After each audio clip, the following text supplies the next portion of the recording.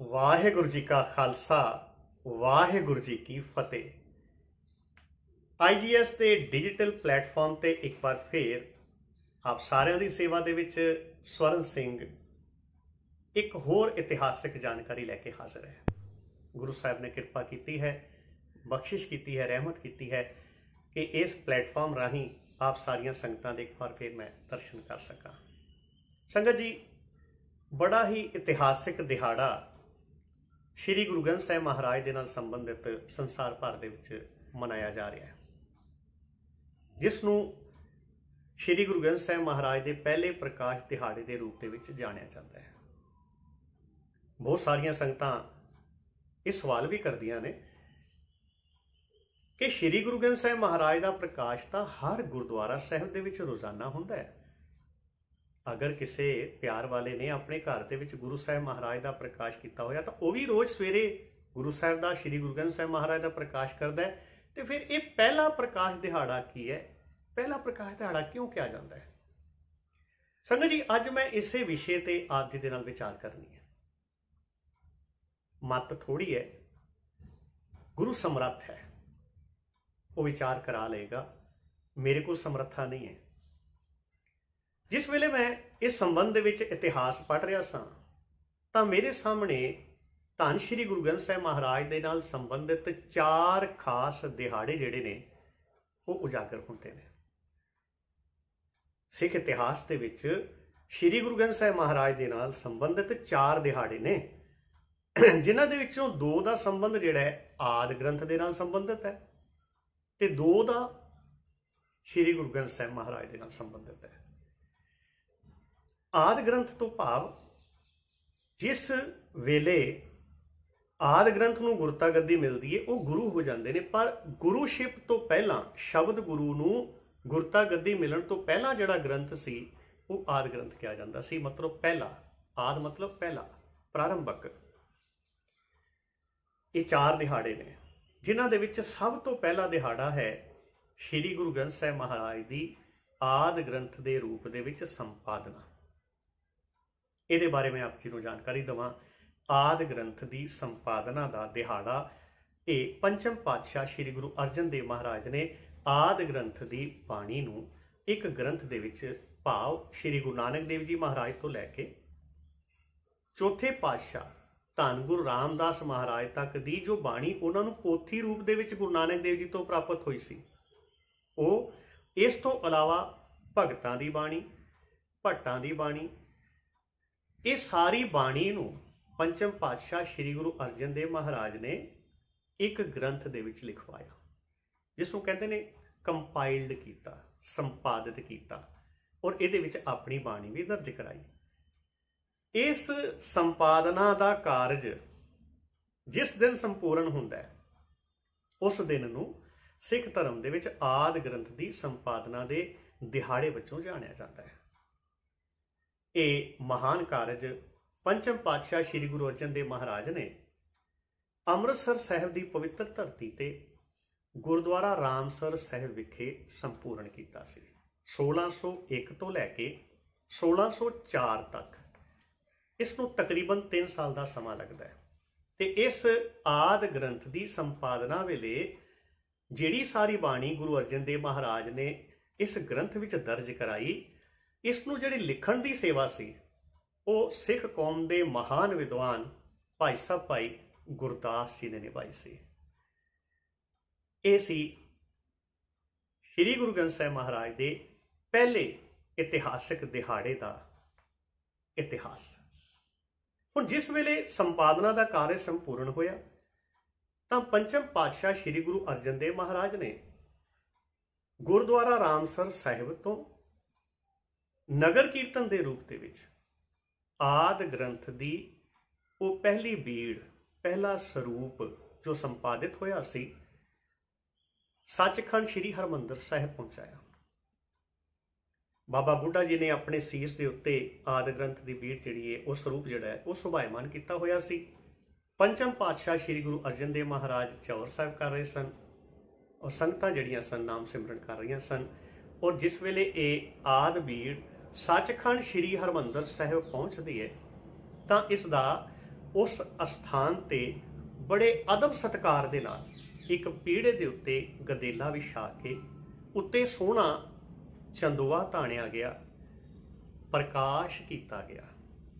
जिस दिन 1604 ईस्वी नूं सचखंड श्री हरमंदर साहिब विखे संपादित पहले आदि ग्रंथ दे इस पावन स्वरूप दी बाबा बुढ़ा जी प्रकाश करते ने, इस स्वरूप का प्रकाश करते ने, हुक्मनामा लैंदे ने।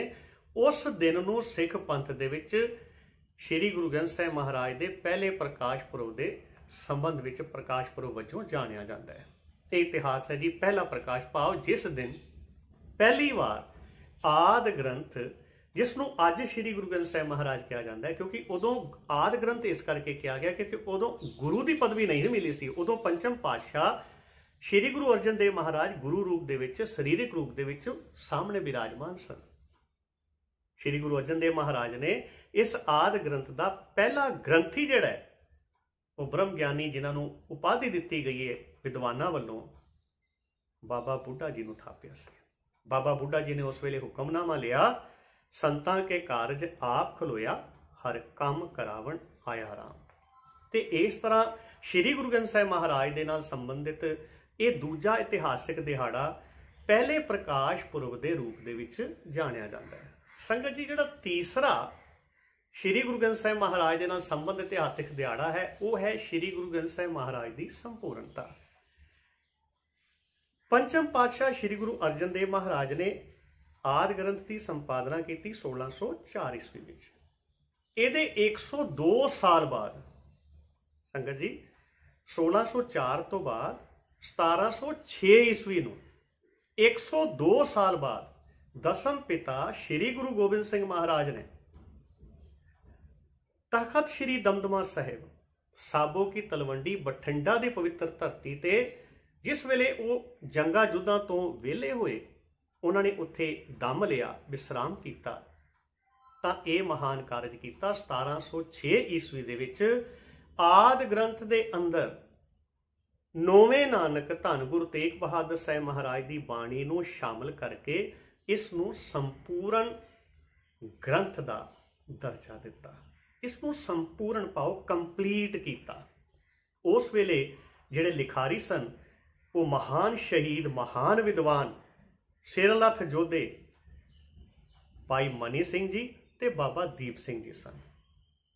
जिस वेले ये श्री गुरु ग्रंथ साहिब महाराज का स्वरूप कंप्लीट होया, संपूर्ण होया, तां दसम पिता श्री गुरु गोबिंद सिंह महाराज के हुक्म के नाल बाबा दीप सिंह जी ने इस ग्रंथ के 4 उतारे, मतलब इहदियां 4 कापियां तैयार कीतियां। 1430 अंगां वाला श्री गुरु ग्रंथ साहिब महाराज का यह स्वरूप दमदमी बीड़ के नाल प्रसिद्ध है। अज संसार भर के अंदर जिथे भी श्री गुरु ग्रंथ साहिब महाराज का प्रकाश होंदा है, दमदमी बीड़ का ही प्रकाश किया जाता है। संगत जी, ये श्री गुरु ग्रंथ साहिब महाराज का संपूर्णता दिवस, ये तीसरा दिहाड़ा श्री गुरु ग्रंथ साहिब महाराज के नाल संबंधित है। और जिहड़े स्वरूप बाबा दीप सिंह जी ने तैयार किए सन, इस ग्रंथ को आधार बना के कापी करके तैयार किए सन, वो 4 स्वरूप अज भी तखत श्री अकाल तखत साहिब, श्री हजूर साहिब, श्री हरमंदर साहिब पटना साहिब और श्री दमदमा साहिब विखे विराजमान ने, सुभाईमान ने। संगत जी, चौथा जिहड़ा दिहाड़ा है श्री गुरु ग्रंथ साहिब महाराज का, वो है श्री गुरु ग्रंथ साहिब महाराज का गुरता गद्दी पुरब। श्री गुरु ग्रंथ साहिब महाराज के ये 4 दिहाड़े ने। चौथा दिहाड़ा ये गुरता गद्दी पुरब है जो 1708 नाल संबंध रखता है। जिस वेले दसम पिता श्री गुरु गोबिंद सिंह महाराज ज्योति जो समाउण लगे तां सिखां ने पुछया, सानू किस दे लड़ ला चले हो?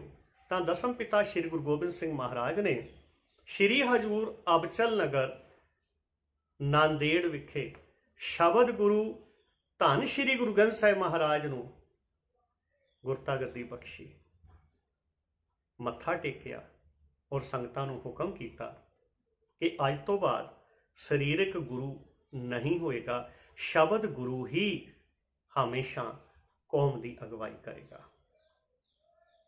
उस वेले दसम पिता श्री गुरु गोबिंद सिंह महाराज ने जो बचन कहे सन, जो हुक्म किए सन, बहुत सारे कवियां ने उन्होंने कलमबंद किया है। एक विद्वान ਗਿਆਨੀ ਗਿਆਨ ਸਿੰਘ ਜੀ ਨੇ ਉਸ ਘਟਨਾ ਨੂੰ ਇਸ ਤਰ੍ਹਾਂ ਲਿਖਿਆ ਹੈ, ਆਗਿਆ ਪਈ ਅਕਾਲ ਕੀ ਤਬੇ ਚਲਾਇਓ ਪੰਥ, ਸਭ ਸਿੱਖਨ ਕੋ ਹੁਕਮ ਹੈ ਗੁਰੂ ਮਾਨਿਓ ਗ੍ਰੰਥ। ਗੁਰੂ ਗ੍ਰੰਥ ਜੀ ਮਾਨਿਓ ਪ੍ਰਗਟ ਗੁਰਾਂ ਕੀ ਦੇ, ਜੋ ਪ੍ਰਭ ਕੋ ਮਿਲ ਬੋ ਚਹੈ ਖੋਜ ਸ਼ਬਦ ਮੈਲੇ।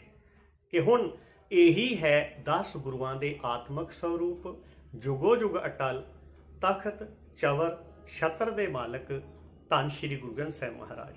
ਸੰਗਤ ਜੀ, ਇਸ ਤਰ੍ਹਾਂ ਸ਼੍ਰੀ ਗੁਰੂ ਗ੍ਰੰਥ ਸਾਹਿਬ ਮਹਾਰਾਜ ਦੇ ਨਾਲ ਸੰਬੰਧਿਤ ਇਹ 4 ਦਿਹਾੜੇ ਨੇ। ਸੰਪਾਦਨਾ ਦਾ ਦਿਹਾੜਾ, ਪਹਿਲੇ ਪ੍ਰਕਾਸ਼ ਦਿਹਾੜੇ ਦੇ ਰੂਪ ਦੇ ਵਿੱਚ ਮਨਾਇਆ ਜਾਣ ਵਾਲਾ ਦਿਹਾੜਾ, ਸੰਪੂਰਨਤਾ ਦਾ ਦਿਹਾੜਾ, ਔਰ ਚੌਥਾ ਹੈ ਸ਼੍ਰੀ ਗੁਰੂ ਗ੍ਰੰਥ ਸਾਹਿਬ ਮਹਾਰਾਜ ਦੀ ਗੁਰਤਾ ਗੱਦੀ ਦਾ ਦਿਹਾੜਾ। ਔਰ ਬੜੇ ਕਮਾਲ ਦੀ ਗੱਲ ਇਹ ਆ, ਸ਼੍ਰੀ ਗੁਰੂ ਗ੍ਰੰਥ ਸਾਹਿਬ ਮਹਾਰਾਜ ਦੇ ਸੰਪਾਦਨਾ ਦਿਹਾੜੇ ਨੂੰ ਮਨਾਇਆ ਜਾਂਦਾ ਹੈ, ਪਹਿਲੇ ਪ੍ਰਕਾਸ਼ ਦਿਹਾੜੇ ਨੂੰ ਮਨਾਇਆ ਜਾਂਦਾ ਹੈ, ਸੰਪੂਰਨਤਾ ਦੇ ਦਿਹਾੜੇ ਨੂੰ ਮਨਾਇਆ ਜਾਂਦਾ ਹੈ, ਗੁਰਤਾ ਗੱਦੀ ਦੇ ਦਿਹਾੜੇ ਨੂੰ ਮਨਾਇਆ ਜਾਂਦਾ ਹੈ। ਪਰ ਸ਼੍ਰੀ ਗੁਰੂ ਗ੍ਰੰਥ ਸਾਹਿਬ ਮਹਾਰਾਜ ਦਾ ਜੋਤੀ ਜੋਤ ਦਿਹਾੜਾ ਨਾ ਤਾਂ ਮਨਾਇਆ ਗਿਆ ਔਰ ਨਾ ਹੀ ਭਵਿੱਖ ਦੇ ਵਿੱਚ ਕਦੀ ਮਨਾਇਆ ਜਾਏਗਾ, ਕਿਉਂਕਿ ਇਹ ਜੁਗੋ ਜੁਗ ਅਟਲ ਹੈ। ਔਰ ਜੋ ਸਿੱਖ ਹੈ ਉਹ ਕੇਵਲ ਤੇ ਕੇਵਲ ਸ਼੍ਰੀ ਗੁਰੂ ਗ੍ਰੰਥ ਸਾਹਿਬ ਮਹਾਰਾਜ ਦੇ ਅੱਗੇ ਨਤਮਸਤਕ ਹੁੰਦਾ ਹੈ, ਸ਼੍ਰੀ ਗੁਰੂ ਗ੍ਰੰਥ ਸਾਹਿਬ ਮਹਾਰਾਜ ਨੂੰ ਸੀਸ ਝੁਕਾਉਂਦਾ ਹੈ। ਕਿਸੇ ਹੋਰ ਦੇ ਅੱਗੇ ਉਹ ਕਿਸੇ ਹੋਰ ਨੂੰ ਗੁਰੂ ਜਾਣ ਕੇ ਆਪਣਾ ਸੀਸ ਨਹੀਂ ਝੁਕਾਉਂਦਾ, ਕਿਉਂਕਿ ਇਹ ਗੁਰੂ ਦਾ ਹੁਕਮ ਹੈ। ਸੰਗਤ ਜੀ, ਸ਼੍ਰੀ ਗੁਰੂ ਗ੍ਰੰਥ ਸਾਹਿਬ ਮਹਾਰਾਜ ਦੇ ਇਤਿਹਾਸ, ਇਹਨਾਂ ਖਾਸ ਦਿਹਾੜਿਆਂ ਦੇ ਇਤਿਹਾਸ ਨੂੰ ਆਪ ਜੀ ਦੇ ਨਾਲ ਸਾਂਝਿਆਂ ਕਰਦਿਆਂ ਬੇਅੰਤ ਪ੍ਰਕਾਰ ਦੀਆਂ ਭੁੱਲਾਂ, ਗਲਤੀਆਂ, ਟੁੱਟੀਆਂ, ਅਣਗਹਿਲੀਆਂ ਹੋਈਆਂ ਹੋਣਗੀਆਂ, ਆਪਣੇ ਇਸ ਅਣਜਾਣ ਬੱਚੇ ਨੂੰ ਨਾਦਾਨ ਮੂਰਖ ਸਮਝ ਕੇ ਬਖਸ਼ ਦੇਣਾ। ਗੁਰੂ ਸਾਹਿਬ ਕਿਰਪਾ ਕਰਨ ਆਪ ਸਾਰਿਆਂ ਨੂੰ ਧੰਨ ਸ਼੍ਰੀ ਗੁਰੂ ਗ੍ਰੰਥ ਸਾਹਿਬ ਮਹਾਰਾਜ ਦੇ ਆਦਿ ਗ੍ਰੰਥ ਦੇ ਪਹਿਲੇ ਪ੍ਰਕਾਸ਼ ਦਿਹਾੜੇ ਦੀ ਬੇਅੰਤ ਵਧਾਈ। ਭੁੱਲਾਂ ਚੁੱਕਾਂ ਦੀ ਖਿਮਾ ਦਵੋ ਅਸੀਸ, ਕਰੋ ਕਿਰਪਾ, ਗੱਜ ਵੱਜ ਕੇ ਫਤਿਹ ਬੁਲਾਓ। ਵਾਹਿਗੁਰੂ ਜੀ ਕਾ ਖਾਲਸਾ, ਵਾਹਿਗੁਰੂ ਜੀ ਕੀ ਫਤਿਹ।